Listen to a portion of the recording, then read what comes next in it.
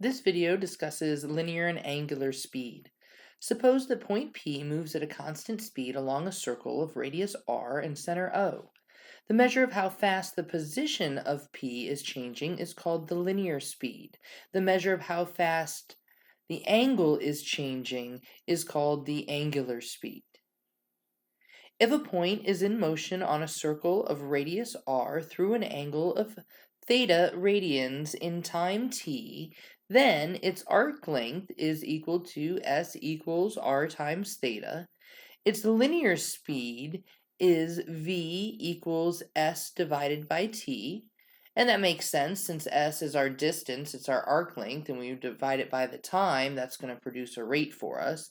And then our angular speed, that weird looking w there is the Greek lowercase letter omega. Omega is equal to theta divided by t. So again, to get the speed, we're just taking the thing, which happens to be the angle this time, and dividing it by the time. Since s is equal to r times theta, we can do some manipulation to our linear speed equation. So we can take that v equals s over t and substitute r theta in for s, which gives us v equals r theta over t. We can then separate out the theta over t off to the side, and theta over t is defined to be omega. Therefore, we also have the formula for linear speed as v equals r times omega. Depending on what you're given, you'll want to use one versus the other, or you can always get to one from the other just by plugging in your arc length formula. So a water wheel completes one rotation every 5 seconds. We want to find the angular speed in radian per second. Well, let's look at what we were given. They told us that we are completing one rotation. Well, one rotation tells us that our theta is equal to 2 pi, because that's how many radian we have in one rotation. And then it's saying that this happens every 5 seconds. So this is telling us that t is equal to 5. We're looking for our angular speed, which is omega, is equal to theta divided by t. So that's going to be 2 pi over 5. And our unit is going to be radian for our angle, seconds for our time, so radian per second.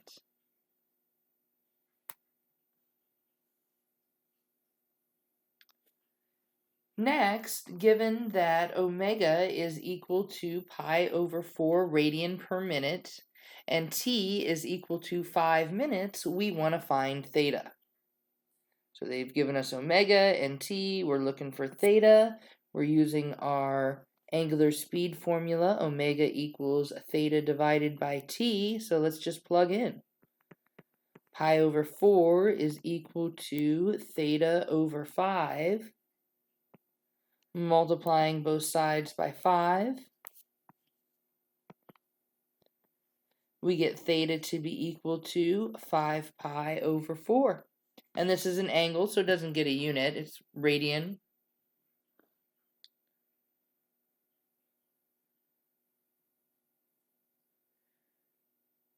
A bicycle has wheels 28 inches in diameter. A tachometer determines the wheels are rotating at 180 revolutions per minute. Find the speed the bicycle is traveling down the road round to the nearest mile per hour.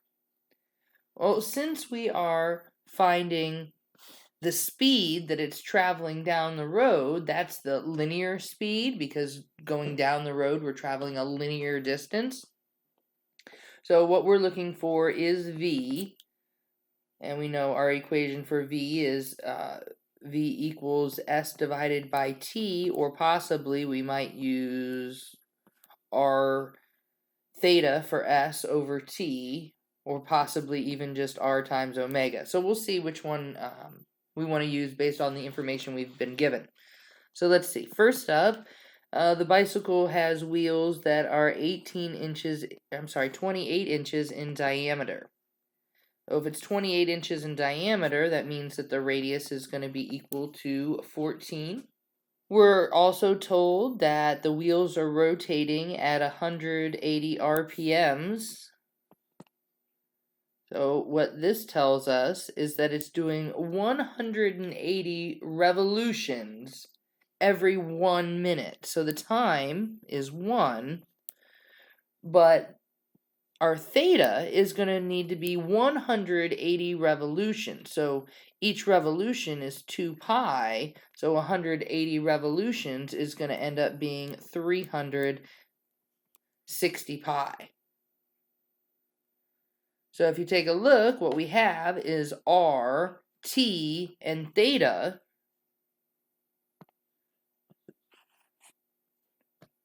This equation here for linear speed involves all of those things. All right, let's plug in then. So V equals 14 times 360 pi over 1. So that gives us 5,040 pi. And think about what our unit would be here. Our radius was in inches, and our time was in minutes. So great, this is our answer, but it wants us to round to the nearest mile per hour, so that means we're going to have to do a conversion here. So starting with 5,040 pi inches over 1 minute. I'm going to convert my time units first, so let's get minutes to hours. We'll multiply by the unit fraction 60 minutes over 1 hour. And this will cancel out our unit of minutes, leaving us with just hours in the denominator, which is what we want.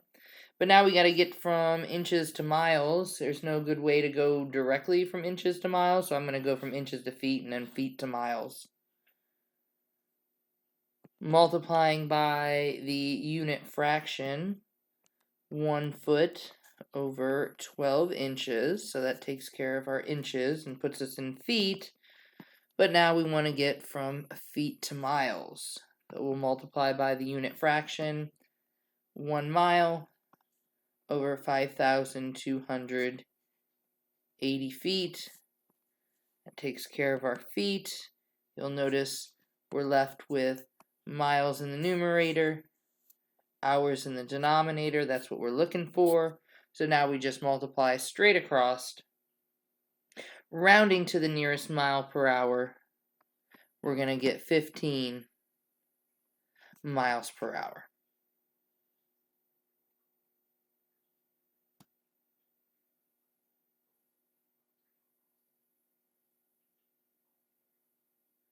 Next, we're given r equals 9 yards, omega equals 2 pi over 5 radian per second, and t equals 12 seconds, and we're asked to find the arc length s. Well, we know that v is equal to r times omega, and they've given us both omega and r, so v is equal to 9 times 2 pi over 5, which is 18 pi over 5.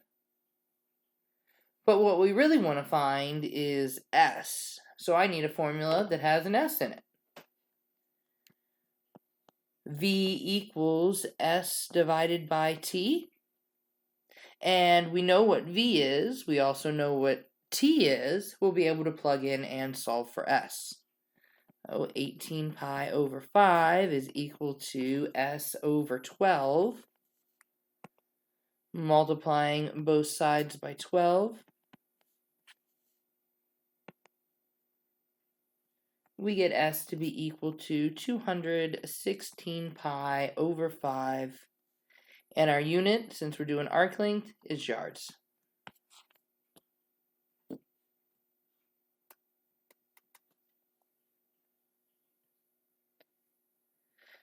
Next, we have a belt pulley. A belt runs from a pulley of radius 6 centimeters at 80 revolutions per minute. We want to find the angular speed of the pulley in radians per second and find the linear speed of the belt in centimeters per second.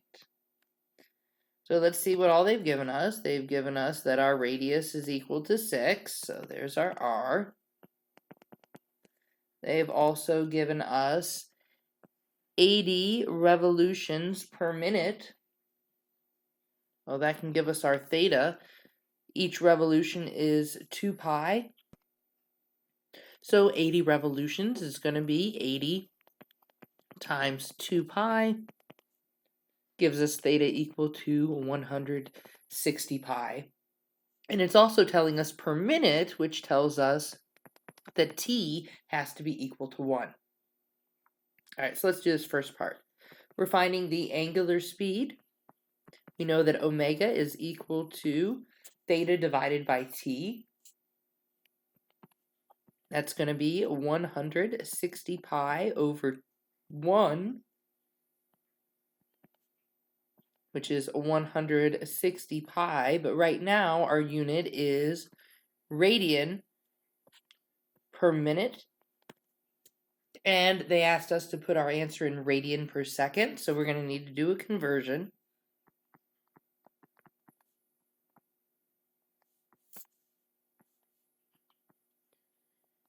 To convert from minutes to seconds, we're simply going to multiply by the unit fraction, 1 minute over 60 seconds.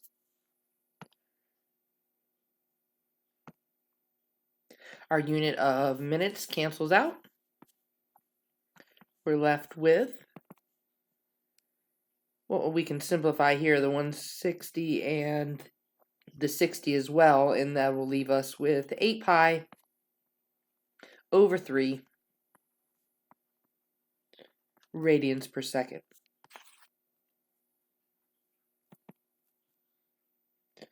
All right, in part B, they're asking us to find the linear speed. We know that v is s divided by t, which is the same as r theta divided by t. We know that r is 6, theta is 160 pi, and our time is 1.